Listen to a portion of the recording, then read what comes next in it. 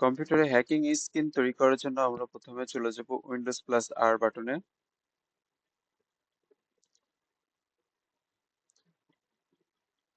দেন type করব CMD, type করব colour space A,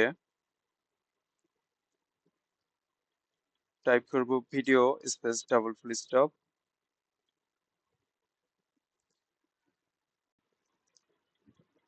type করব CD space full stop enter, আবার টাইপ করব CD space full stop enter, আবার টাইপ করব টি আর ডাবল ই, দেন inter.